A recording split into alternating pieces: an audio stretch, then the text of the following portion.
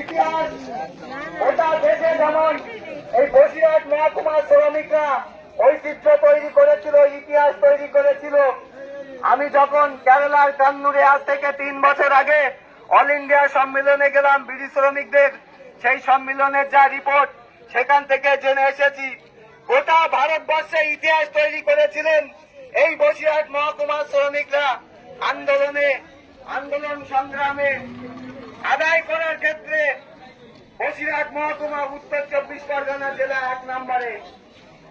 আর সেই ঐতিহ্য, সেই ইতিহাসের ধারাবাহিকতা বজায় রেখে এবারেও সেই বার্তাটা দিতে হবে, মালিকদের বুঝিয়ে দিতে হবে আমাদের কিছু প্রশ্ন করবে না আমরা ছাড়বো না, আমাদের অধিকার আদায় করে দিতে হবে। আমরা কেউ বাড়ার দাম চাচ্ছি না, কোনো ভিক্ষা চাচ্ছি না মালিকদের কাছে।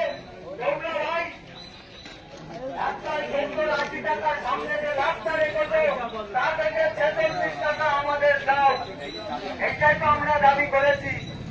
কিন্তু কোন স্বার্থে, কোথার ইঙ্গিতে, কার প্ররোচনায় মালিকরা ওই দিন উপস্থিত হলেন না, যে কারণে বলছি নেতৃত্বরা আলোচনা করছেন।